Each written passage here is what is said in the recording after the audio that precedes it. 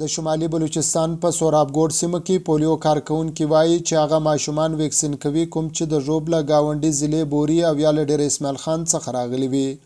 په سورابګوډ سیمه کې پولیو کارکونکي سادیه وایي چې ځینې میندې نه غواړي خپلو ماشومانو ته څاڅکي ورکړي، خو دوی ورسره د پولیو ناروغۍ او د ماشومانو د معذوره کېدو په اړه معلومات ورکوي او هغه قایل کوي چې خپل ماشومان ویکسین کړي. دلته دا مطلب له دامانه له لورلایي له دا ځای د خلک راغلي دي، موږ دوی ته ویکسین ورکوو. کوم څه رفیوزل وي هغو سره هغه له موږ سره تعاون وکړي، موږ هغه کنوینس کړو، بیا هغو ته پولیو ورکړو.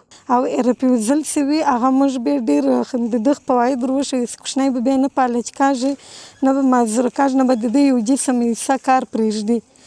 بس بیا په دې وجه والدین چې دي هغه راسره اګري سي، بیا موږ دوی ته ویکسین ورکړو پولیو. سورابګوډ ته څیرمه د بلوچستان او جنوبي وزیرستان ترمنځ پر غځېدلي سړک د ویکسین مرکز مسؤل باز محمد وایي چې د سورابګوډ او وزیرستان لویې لارې د ویکسین څارنه کوي. له وزیرستانه د راتلونکو ماشومانو ترڅنګ له ګوملې راتلونکي کوچي ماشومان هم ویکسین کوي.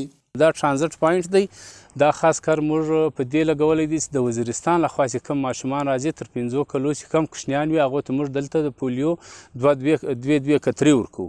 او له دې سره دا کوم چې د کلي والا دي هغه هم راځي. او له دغه سره چې پولیو 15 شپې کمپین له هغه کمپینه بعد بیا زموږ خپل روټین ویکسین چې ورته یایي، په روټین ویکسین کې هم موږ د پولیو ډراپ هر ماشوم ته ورکوو.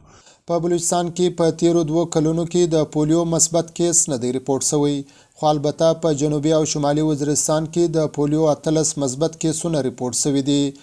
د پولیو اوسنی کمپین هم د بلوچستان په هغو ضلعو کې ترسره کیږي چیرې چې د وایرس خطر موجود وي. رفیع الله مندوخیل، وایس اف امریکا، ډیوا.